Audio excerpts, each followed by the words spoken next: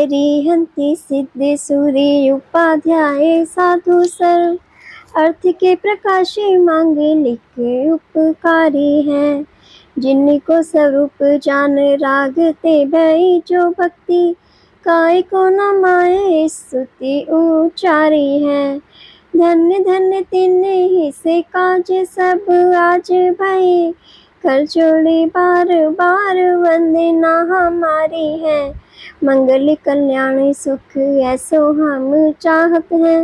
हो मेरी ऐसी दशा जैसी तुम धारी है। हो मेरी ऐसी दशा जैसी तुम धारी है। हो मेरी ऐसी दशा जैसी तुम धारी है। जय जिनेंद्र। हमारे YouTube चैनल जिनमार्ग में आपका स्वागत है। हमारा पद्म पुराण ग्रंथ चल रहा है। आप सब ध्यान से इसको सुनिए और स्वाध्याय का लाभ लीजिए। पर्व 43। रावण के भांजे शंभु का सूर्यहास खड़ग साधना और लक्ष्मण के हाथ से मरण। अथांतर वर्षा ऋतु समाप्त हुई। शरद ऋतु का आगमन हुआ। मानो शरद ऋतु ने चंद्रमा की किरण रूपी बाणों से वर्षा रूपी शत्रु को जीत पृथ्वी पर अपना राज्य जमाया। शरद ऋतु के योग से फूलों की सुगंधता फैली। उस पर भ्रमर गुंजार करते रहे। निर्मल जल से नदी के दोनों किनारे सुंदर दृश्यमान हुए। सरोवर में कमल खिले, पक्षी नाद करे। इस प्रकार शरद ऋतु प्रकट हुई। तब लक्ष्मण बड़े भाई की आज्ञा लेकर सिंह समान महापराक्रमी वन को देखने के लिए अकेले गए। सुगंध पवन आई। तब लक्ष्मण विचारने लगे कि ये सुगंध किसकी है। ऐसी अद्भुत सुगंध वृक्षों की नहीं, अथवा मेरे शरीर की भी ऐसी सुगंध नहीं है। ये सीता जी के शरीर की सुगंध होगी या राम जी की होगी, तथा कोई देव आया हो, ऐसी शंका लक्ष्मण को हुई। यह कथा राजा शैनिक ने सुन गौतम स्वामी से पूछा, हे प्रभु, जिस सुगंध का आश्चर्य वासुदेव को हुआ वह सुगंध किसकी थी।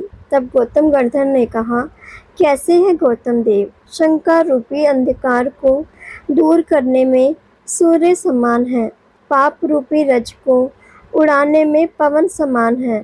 गौतम स्वामी ने कहा, हे शैनिक, दूसरे तीर्थंकर श्री अजितनाथ भगवान उनके समूह शरण में मेघवाहन विद्याधर भयभीत होकर प्रभु की शरण में आया। तब राक्षसों के इंद्र महाभीम ने त्रिकुटाचल पर्वत के पास राक्षस द्वीप में लंका नाम की नगरी मेघवाहन को कृपा करके दी और रहस्य की गुप्त बातें बताईं। हे विद्याधर सुनो, भरत क्षेत्र के दक्षिण दिशा की तरफ और लवण समुद्र के उत्तर की तरफ पृथ्वी के नीचे एक अलंकारोदय नाम का नगर है। वह अद्भुत स्थान अनेक रत्नों का खजाना, देवों को भी आश्चर्य उत्पन्न होता, तो मनुष्य की तो क्या बात, भूमि गोचरियों का तो आना जाना ही नहीं है, और विद्याधरों को भी अति दुर्लभ है, चिंतवन में भी नहीं आता। सर्व गुणों से पूर्ण मणियों के मंदिर, शत्रुओं का प्रवेश उसमें नहीं है। सो कदाचित आपको अथवा आपकी संतान को पर चक्र का भय उत्पन्न हो तो अलंकारोदयपुर में निर्भय होकर रहना। इसे ही पाताल लंका कहते हैं। ऐसा कहकर महाभीम बुद्धिमान राक्षसों के इंद्र ने आग्रह कर रावण के बड़ों को लंका व पाताल लंका और राक्षस द्वीप दिया। इनके वंश में अनेक राजा हुए। अति विवेकी व्रतधारी अब ये रावण के बड़े कुल में विद्याधर उत्पन्न हुए हैं। देव नहीं है, विद्याधरों में और देवों में महाभेद है। जैसे तिल और पर्वत, कीचड़ और चंदन, पाषाण और रतन में भेद है। देवों में शक्ति कांति बहुत है। विद्याधर तो मनुष्य है। क्षत्रिय, वैश्य और शूद्र ये तीन कुल हैं। गर्भ के दुखों को भोगते हैं। विद्याधर विद्याओं की साधना से आकाश में गमन करते हैं। वे 2.5 दीप पर्यंत विहार कर सकते हैं और देव गर्भ से उत्पन्न नहीं होते। महासुंदर शरीर धातु उपधातु से रहित, आँखों की टिमकार नहीं, सदा जागृत बुढ़ापा रोग से रहित, तेजस्वी उदार महासुखी, स्वभाव से ही विद्यमान, अवधि ज्ञान सहित, जैसी इच्छा हो वैसा रूप धारण करे, स्वेच्छाचारी देव और विद्याधरों का क्या संबंध है। हे सैनिक, ये लंका के विद्याधर राक्षस द्वीप में रहते हैं, इसलिए राक्षस कहलाते हैं। ये मनुष्य क्षत्रिय वंशी विद्याधर हैं, देव नहीं, राक्षस नहीं। इनके वंश में लंका नगरी व अजितनाथ के समय से लेकर मुनिसुवतनाथ के समय पर्यंत अनेकों हजार राजा प्रशंसा करने योग्य हुए। कोई सिद्ध हुए, कोई स्वार्थ सिद्धि गए, कोई स्वर्ग में देव हुए, कोई पापी नरक गए। अब इस वंश में 3 खंड का अधिपति जो रावण वह राज्य करता है। उसकी बहन चंद्रनखा रूप से अनुपम, उससे खरदूषण ने विवाह किया। वह 14,000 राजाओं का शिरोमणि रावण की सेना में मुख्य हुआ। वह दिक्पाल समान अलंकार रूप जो पाताल लंका वहाँ रहता है। उसके सम्मुख और सुंदर ये 2 पुत्र रावण के भांजे पृथ्वी पर प्रसिद्ध हुए। माता पिता ने शंभु को बहुत मना किया, फिर भी काल के वश होकर सूर्यहास खड़ग की साधना के लिए महाभयानक वन में प्रवेश किया। शास्त्रोक्त आचरण प्रमाण सूर्यहास खड़ग साधने को तैयार हुआ। एक ही अन्न का भोजन ब्रह्मचारी जितेंद्रिय विद्या साधन के लिए बांस के बीड़ों में ऐसा कहकर बैठा कि जब मेरी पूर्ण साधना होगी तब ही मैं बाहर आऊँगा। उसके पहले कोई बीड़े में आया और मैं देख लूँगा तो मैं उससे मैं मारूँगा, ऐसे कहकर एकांत में बैठा। वह कहाँ बैठा? दंडक वन में कोचरवा नदी के उत्तर किनारे पर बांस के बीड़ों में बैठा। 12 वर्ष विद्या साधन किया। सूर्यहास खड़ग प्रकट हुआ। वह 7 दिन में यह नहीं लेता तो खड़ग दूसरे के हाथ में जाकर स्वयं मारा जाता है। सो चंद्रनखा निरंतर पुत्र के निकट भोजन लेकर आती। जब वह खड़ग देख प्रसन्न हुई और पति से जाकर कहा कि शंभु को सूर्यहास खड़ग सिद्ध हुआ है। अब मेरा राजपुत्र मेरु की प्रदक्षिणा कर 3 दिन में आएगा। यह तो ऐसे मनोरथ कर रही है। और उस वन में भ्रमण करता हुआ लक्ष्मण आया। हजारों देवों से रक्षित सूर्यहास खड़ग स्वभाव से सुगंधित अद्भुत रतन। सो गौतम स्वामी कहते हैं, हे सैनिक, यह देवोपनीत खड़ग दिव्य गंध आदि से लिप्त कल्प वृक्ष की फूल मालाओं से युक्त उस सूर्यहास खड़ग की सुगंध लक्ष्मण को आई। लक्ष्मण आश्रय को प्राप्त हुआ। सभी काम छोड़ सीधा ही शीघ्र बांस के बीड़ों की तरफ आया। सही समान निर्भय होकर देखा।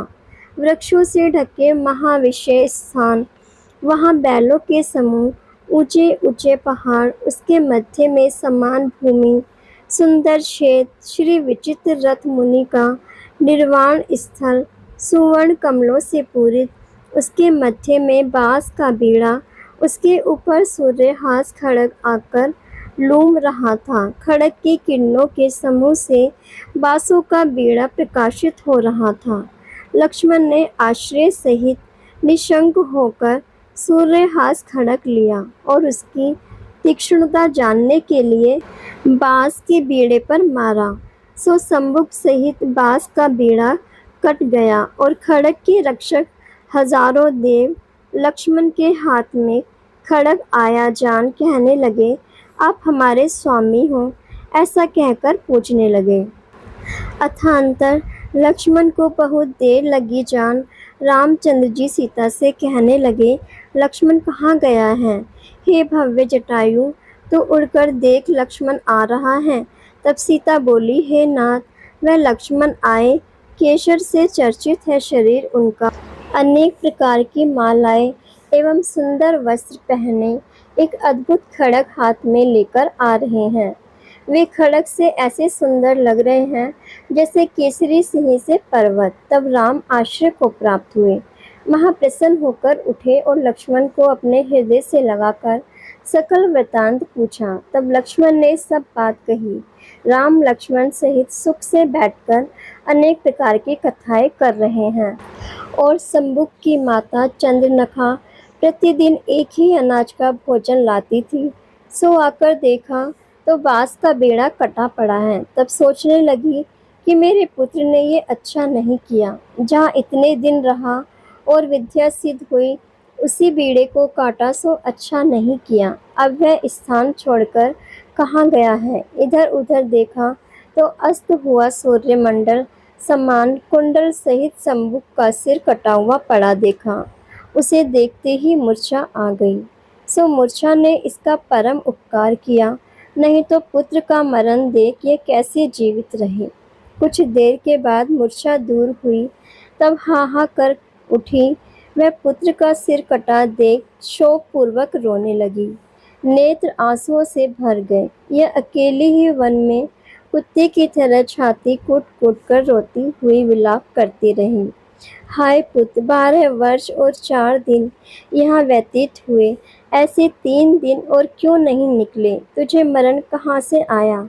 हे पापी काल, मैंने तेरा क्या बिगाड़ा? मेरे नेत्रों का निधि मेरा पुत्र तत्काल क्यों मारा? मैं पापिनी ने किसी के पुत्र को पर्वों में मारा होगा, इसलिए मेरा पुत्र मारा गया।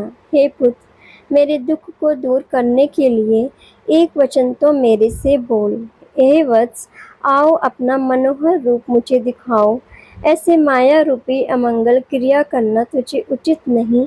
अब तक तो तुम्हें माता पिता की आज्ञा कभी नहीं लोपी, अब बिना कारण ऐसे कार्य करना तुम्हारे योग्य नहीं। इत्यादि विलाप करती हुई सोचती है कि मेरा पुत्र निसंदेह मरण को प्राप्त हुआ है। सोचा कुछ और ही, हुआ कुछ और। हे पुत्र, जो तू जीवित रहता और सूर्यहास खड़ग सिद्ध होता, तो जैसे चंद्रहास के धारक रावण के आगे कोई शत्रु आ नहीं सकता, ऐसे तुम्हारे सन्मुख कोई शत्रु टिक नहीं सकता। मानो चंद्रहास मेरे भाई के हाथ में आया तो अपना विरोधी सूर्यहास तुम्हारे हाथ में नहीं देख सका, और तुम भयानक वन में अकेला निर्दोष नियम का धारी, तुझे मारने के लिए किसके हाथ चले? जो ऐसा पापी कौन है? उस दुष्ट ने तुझे मारा, अब यह जीवित कैसे रहेगा? इस प्रकार रोती हुई पुत्र का मस्तक गोद में लेकर घूमती रही। मूंगा समान लाल नेत्र कर शोक छोड़ क्रोध रूप होकर शत्रु को मारने के लिए दौड़ी। तब वह दौड़ी दौड़ी वहां आई जहाँ राम लक्ष्मण दोनों भाई विराजमान थे। दोनों भाई महारूपवान, मनमोहित के कारण उनको देख चंद्रनखा का प्रबल क्रोध तत्काल समाप्त हुआ। तुरंत ही मन में राग हुआ। मन में सोचने लगी कि इन दोनों में से जो मुझे ग्रहण करे उसे मैं अपना पति बनाऊं। यह विचार कर तुरंत ही काम से आसक्त हुई। जैसे कमल के वन में हंसनी मोहित होती है और हरे धान के खेत में हिरनी खाने की अभिलाषिनी होती है, ऐसे ही राम लक्ष्मण पर चंद्रनखा आसक्त हुई और पुन्नाग वृक्ष के नीचे बैठकर अति दीन शब्दों को बोलकर रोती रही। वन की धूल से शरीर लिप्त हो रहा है, उसे देखकर राम की रानी सीता अति दयालु वहां से उठकर उसके पास जाकर कहा, तू शोक मत कर। हाथ पकड़कर उसे शुभ वचन कहकर धैर्य बंधाया और राम के निकट लाई। तब राम उससे पूछते हैं, तू कौन है? ये वन दुष्ट जीवों से भरा, उसमें अकेली क्यों भ्रमण कर रही है? तब वह कमल समान नेत्रों से भ्रमर के गुंज समान वचन उसके वह कहती है, हे पुरुषोत्तम, मेरी माता तो मरण को प्राप्त हुई। मैं बालक थी, मुझे तो मालूम ही नहीं है, और माता के शोक से पिता भी मरण को प्राप्त हुए। मेरे पूर्व में किए हुए पाप कर्म के उदय से कुटुंब परिवार रहित मैं मरण की इच्छा से इस भयानक दंडक वन में आई, तो भी किसी हिंसक जीव ने मुझे नहीं खाया। बहुत दिनों से मैं इस वन में भटक रही हूँ। आज मेरे कोई पाप कर्म का नाश हुआ, जो आपके दर्शन हुए। अब मेरे प्राण नहीं निकले, उससे पहले मुझे कृपा करके ग्रहण करो। जो कन्या कुलवान शीलवान होती है, उसे कौन नहीं ग्रहण करता। सभी विवाह करना चाहते हैं। इस प्रकार लज्जा रहित वचन चंद्रनखा के सुन दोनों भाई नरोत्तम परस्पर एक दूसरे को देख मौन से बैठे। कैसे हैं दोनों भाई? सर्वशास्त्र के अर्थ का जो ज्ञान रूपी जल से धोया है मन जिन्होंने, कृत्य कृत्य के विवेक में प्रवीण, तब वह इनका मन काम रहित जान निश्वास नाक पूछने लगी, मैं जाऊं? तब राम लक्ष्मण बोले, जो तेरी इच्छा हो वह कर। तब वह चली गई। उसके जाने के पश्चात राम लक्ष्मण सीता आश्रय को प्राप्त हुए और यह चंद्रनखा क्रोधित होकर शीघ्र ही अपने पति के पास गए और लक्ष्मण मन में सोचने लगे कि ये किनकी पुत्री, कौन से देश में जन्म हुआ, परिवार से रहित महावन में अकेली, यहाँ हिरण समान कहाँ से आई। हे सैनिक, यह कार्य करने योग्य है या नहीं, इसका क्या फल होगा, शुभ या अशुभ, ऐसा विचार अज्ञानी नहीं करता है। अज्ञान रूपी अंधकार से ढकी है बुद्धि उनकी, और जिसकी बुद्धि प्रवीण है, ऐसे महाविवेकी वह इस लोक में ज्ञान रूपी सूर्य के प्रकाश से योग्य अयोग्य को जानकर अयोग्य को छोड़ योग्य क्रिया में प्रवृत्ति करते हैं। इसलिए पापों को छोड़कर पुण्य की प्रवृत्ति करो। शंभु का वध वर्णन करने वाला 43वां पर्व पूर्ण हुआ। अब हम जगत के सभी जीव सुखी हो, इसी मंगल भावना के साथ यही विराम लेते हैं। कल हम इससे आगे का स्वाध्याय करेंगे और इसे आगे सुनने के लिए चैनल को सब्सक्राइब करें, लाइक करें और शेयर करें। जय जिनेन्द्र।